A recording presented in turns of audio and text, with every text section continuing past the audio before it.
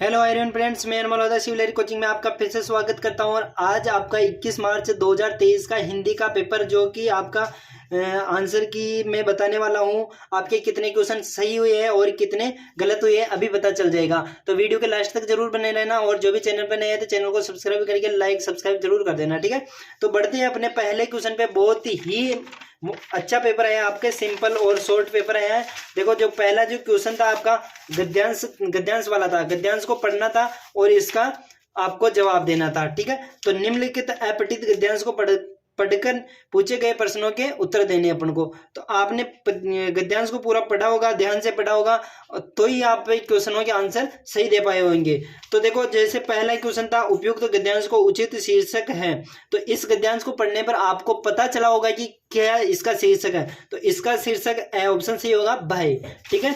तो दूसरा क्वेश्चन है इसका, एक देश को दूसरे देश से भय के कारण हो गए। तो देखो, भय के कारण एक तो सबल यानी कि बल सहित होता है, और निर्बल यानी कि जिसमें बल नहीं होता है ना। तो जैसे आप में भी कोई बल नहीं है तो आप अपने दोस्त से डरोगी। जैसे अपने क्लास में कोई एक दोस्त ऐसा है जो कि उसमें फुल ताकत है और लड़ाकू है, तो अपन उससे डरेंगे, यानी कि इसका हो जाएगा निर्बल। ऑप्शन सही होगा। सबल और निर्बल देशों के बीच अनवरत चल रही है। सबल और निर्बल देशों के बीच, यहाँ पे आपने पढ़ा होगा सबल और निर्बल देशों के बीच अर्थ शोषण की प्रक्रिया चल रही है। क्या चल रही है? शोषण की प्रक्रिया। ऑप्शन सही हो जाएगा आपका, ठीक है। चौथा क्वेश्चन है, छात्रवृत्ति किस वृत्ति से भिन्न है। अब देखो, इसमें आपको थोड़ा कंफ्यूज लगा होगा और मुझे भी कंफ्यूज लगा, लेकिन आपको देखो इसका सही ऑप्शन स होगा, ठीक है। और इसका आपके अनुसार इसका सही ऑप्शन क्या होगा कमेंट में लिख के बताएं, ताकि अदर जो स्टूडेंट है उनको सही आंसर का पता चल पाए, ठीक है। आगे बढ़ते हैं। इसका पांचवा क्वेश्चन, उच्च और पवित्र आदर्श के लिए किसकी प्रतिष्ठा आवश्यक है। उच्च और आदर्श किसकी प्रतिष्ठा आवश्यक है। तो इसका आपका जो वाणिक संघ की, व्यय निर्वर्ती संघ की, और इसका द ऑप्शन से होगा छात्र संघ की, यानी कि इकट्ठे रहेंगे तो उसमें अपन को व्यय की चिंता कम लेंगे, आदर्श अच्छे नहीं। इसके बाद इसका पहले प्रश्न के जो अपठित काव्यांश था इसको पढ़ना आपको और इसके आंसर देने। तो अपठित इस काव्यांश को पढ़ लिया होगा आपने, इसको पढ़ने के बाद ही इनके आंसर देने थे। तो देखो, इसका छठा क्वेश्चन, तो उपयुक्त गद्यांश को उचित शीर्षक। अब इसका उचित शीर्षक जो कवित्री है, इसमें कवित्री अपने बचपन के बारे में बता रही, तो ब ऑप्शन सही हो जाएगा, ठीक है। इसके बाद तो सातवां है, अब कवित्री के अनुसार चिंता के चक्कर में जीवन कैसा बन गया। तो आपने यहाँ पे पढ़ा होगा कि किंतु यह झंझट है भारी, यानी कि चिंता क्या बन गई, यहाँ पे बाहर बन गए, यहाँ पे देखा होगा आपने। तो इसका ऑप्शन सही हो जाएगा। इसके बाद बढ़ते हैं इसके नेक्स्ट क्वेश्चन आठवें पे। आठवां क्वेश्चन आपका, निर्बल शब्द का अर्थ है। निर्बल का मतलब बल रहित या निस्सहाय। पवित्र नहीं होगा, सबल यानी कि बल सहित, और इसका हो जाएगा निसहाय। बाय ऑप्शन सही होगा। उपयुक्त काव्यांश में संताप मिटाने वाला है। आपका जो बचपन होता है वो कैसा होता है, आनंदमय होता है, इसलिए जीवन का संताप मिटाने वाला बचपन, सही ऑप्शन सही होगा। इसके बाद 10वां क्वेश्चन है, नंदनवन सी क्या फूल उठी।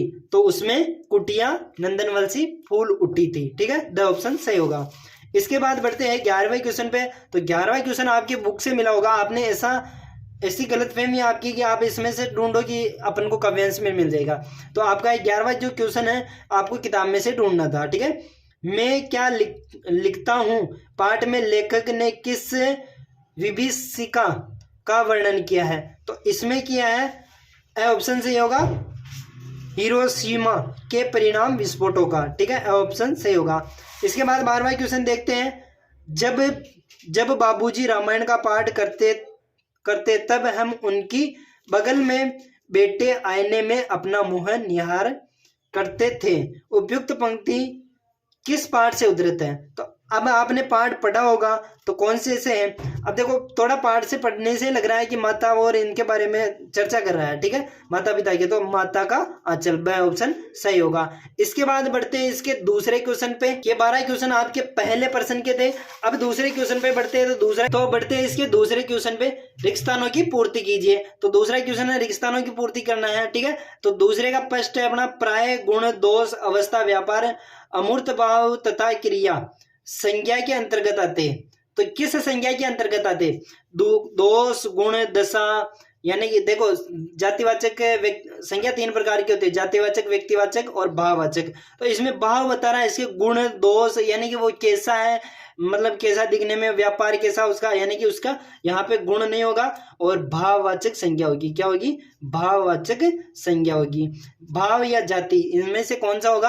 आप एक बार इसका सही ऑप्शन मुझे कमेंट्स में लिख के बताना, ताकि अगले वाले देखने वाले स्टूडेंट को सही आंसर का पता चल जाए, ठीक है। ऐसे सर्वनाम जिसका प्रयोग वक्ता या लेखक अपने लिए करते हैं, अपने लिए करते हैं, ये पुरुषवाचक सर्वनाम में आएगा। पुरुषवाचक सर्वनाम में किसके अंदर आ गया?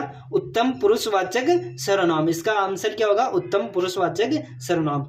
जिस वाक्य में क्रिया का प्रभाव या फल केवल कर्ता पर ही पड़ता है, केवल कर्ता पर ही। घोड़ा दौड़ता है, घोड़ा दौड़ता है, अभी मैंने बताया था घोड़ा दौड़ता है। तो देखो दौड़ने के जो क्रिया का प्रभाव किस पे पड़ रहा है? घोड़े पे पड़ रहा है। तो इसमें अकर्मक क्रिया हो जाएगी। क्यों? कौन सी क्रिया हो जाएगी? अकर्मक क्रिया कहते हैं। परिणामवाचक विशेषण के उपभेद। तो परिणामवाचक विशेषण होते हैं, उसके 3 भेद होते हैं। और भी आपने पढ़ा होगा, कितने उपभेद होते हैं कमेंट में लिख के बताना, ठीक है। ये आपके लिए छोड़ रहा हूं चौथा क्वेश्चन। अगला 5वां क्वेश्चन है, हिंदी भाषा में मुख्यतः प्रकार के उपसर्ग होते हैं। मुख्यतः कितने प्रकार के उपसर्ग होते हैं ये भी आपको बताना, आपने कितना पढ़ा है उसका भी पता चल जाएगा। कमेंट्स में लिख के बताना है कि कितने मुख्य प्रकार होते हैं।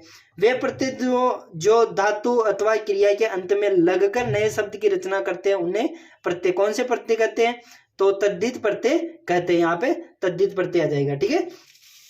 इसके बाद बढ़ते हैं तीसरे क्वेश्चन पे। तो तीसरा क्वेश्चन है, निम्नलिखित अति लघुतरात्मक प्रश्नों के उत्तर दीजिए, ठीक है। प्रश्नों के उत्तर देने हैं अपन को। यण संधि को उदाहरण से ही समझाइए। यण संधि में ए आई ओ औ का ए आई ये हो, ओ या औ हो, इनके बाद कोई भी असमान स्वर हो तो क्या हो जाता है? ये व र ल हो जाता है, ये व र ल हो जाता है, ठीक है। तो इसका कोई उदाहरण भी दे देता हूं मैं। नयन, नयदन, अयन, नयन, ठीक है। ये ओ नहीं होगा यहाँ पे, तो यहाँ पे ओ नहीं होगा, री होगा और री होगा। री का ल बनता है और री का र बनता है असमान स्वर होने पर। उदाहरण दे दिया मैंने नयन का। द्विगु समास, द्विगु एवं द्वंद्व समास में अंतर।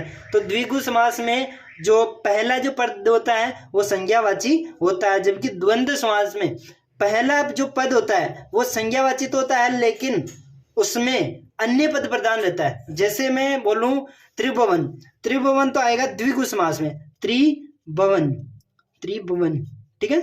तो त्रिभुवन यानी 3 भुवनों का समूह। यहाँ पे संज्ञा तो आ रही है लेकिन इसमें अन्य पद प्रधान नहीं है।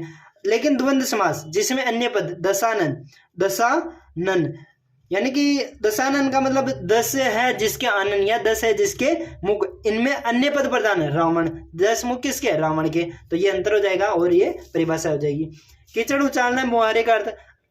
कीचड़ उचालना बहुत ही साधारण मुहारा दिया आपके, तो इसका आंसर आपको कमेंट्स में लिख के बताना है कि आपने कैसा किया है। कीचड़ उचालने का मतलब होता है कि दूसरों पे अपनी गलती थोपना, है ना, ठीक है। तो अब बढ़ते हैं इसके चौथे पे। चौथा है अपना, चौथा क्वेश्चन आपका बहुत ही अच्छी बढ़िया लोकोक्ति है जो अभी अपने कहीं पे भी प्रचलित होती है, ठीक है। एक साथे सब सदे, सब साधे सब जाए, लोकोक्ति का अर्थ क्या है? एक साथे यानी कि हमें एक समय में एक ही कार्य करना चाहिए, ऐसा इस लोकोक्ति का भाव। और इसका वाक्य प्रयोग करें तो राम ने श्याम, राम और राम एक ही नाव में, एक नाव से ही दूसरी नाव में जाना चाहता था, वो नदी में गिर गया। ऐसा हो सकता है, कोई सा भी आप वाक्य प्रयोग कर सकते हो। बाल गोविंद भगत पाठ के माध्यम से लेखक क्या दर्शाए, तो यह आपने पाठ पढ़ा होगा तो उसके अनुसार आपने किया होगा। ठीक है, मैंने अभी पाठ नहीं पढ़ा है तो इसका मैं आंसर नहीं बता सकता हूँ। इसके बाद है, ये भी आपको पाठ पढ़ने से पता चलेगा, मानवीय करुणा की दिव्य चमक संस्करण किस संबंध में है, तो ये भी आपके पाठ से ही है। और बाकी जो आपके सभी प्रश्न पाठ से है। 90% गोपियों ने हारियल की लकीर किसे कहा, तो हारियल की लकीर जो गोपियों ने उद्धव को कहा है, किसको कहा है, उद्धव को कहा है। इसके बाद तो कोई ऐसा क्वेश्चन आपके जो सभी बुक के क्वेश्चन आपने बुक पढ़ी होगी और उसमें से आपको पता चल जाएगा। तो आई होप आपके अधिक से अधिक क्वेश्चन सही हुए होंगे और कमेंट्स में लिख के बताना कि आपके इनमें से कितने क्वेश्चन सही हुए हैं। और जो भी चैनल पर नए हैं तो प्लीज चैनल को सब्सक्राइब कर लीजिए। आज के वीडियो में बने रहने के लिए थैंक यू।